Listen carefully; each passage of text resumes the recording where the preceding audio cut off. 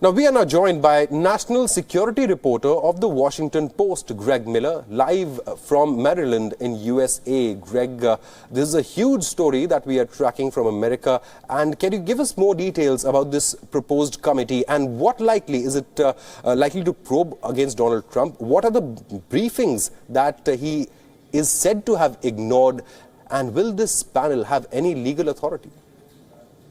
Well, I think it's too early to answer some of those questions. It's not clear yet that that this commission will become a reality. I think that will take several months for us to figure out in the United States. Right now, it's been proposed and called for by an influential member of Congress. But of course, President Trump has Republican allies in the Senate who would probably rather not see an investigation of this sort.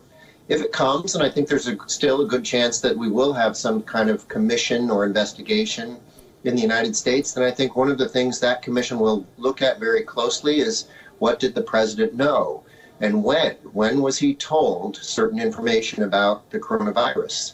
And the daily briefs that U.S. intelligence agencies prepare for him will become very, very important for that kind of inquiry. They will want to look at what was included in those briefings, when were they relayed to the White House, and did the president even bother to read them?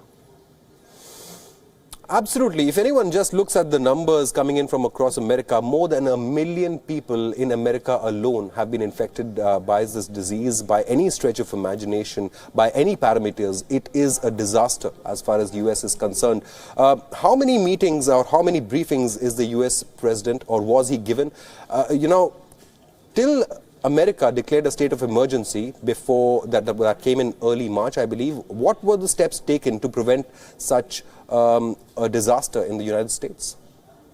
So what our story today reports, and this is new information, is that the coronavirus, the threat of it, the spread of it, was mentioned in at least 12 briefings that were prepared for the president in January and February. The first of these came in very early January, and it spoke of an outbreak in China.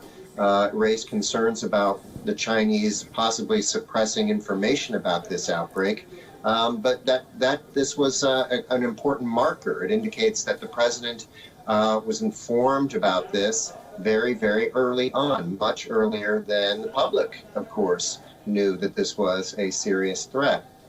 And those warnings continued, deep into February and into March, at a time when the president continued to really downplay the virus. Even into very late in February and early March, he was saying things like, there are only 15 cases in the United States, it's going to go down to 0, it will all go away like a miracle, it's just like the flu, this doesn't pose a danger to anybody. Right. And of course, as you just said, there are now 1 million people in the United States infected with this. It didn't go down to 0.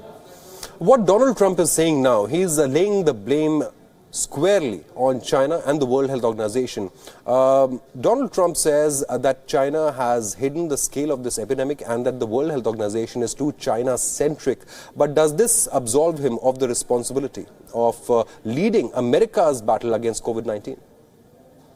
Well, I think that Donald Trump is not the only one who's very critical of China at this point. I mean, and there is a lot of evidence and growing evidence that China suppressed information about the scale and the magnitude of this virus. And of course, it appears to have originated in China.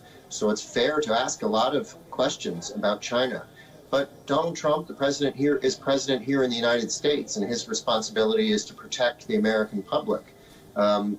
And all through February, he was basically telling people this was nothing to worry about. His administration did not appear to use that time to prepare a diagnostic test that could be used to determine whether Americans were infected with this virus. It wasn't until deep into March that he finally started speaking about this as a serious threat.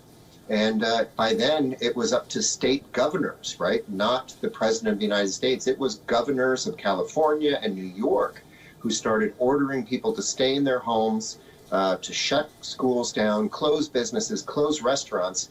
And they were much more aggressive than the president was. Right. Greg Miller, thank you so much for joining us. We'll keep an eye out on this story, certainly, and we'll also keep our viewers informed of the developing situation as far as cases in America is concerned.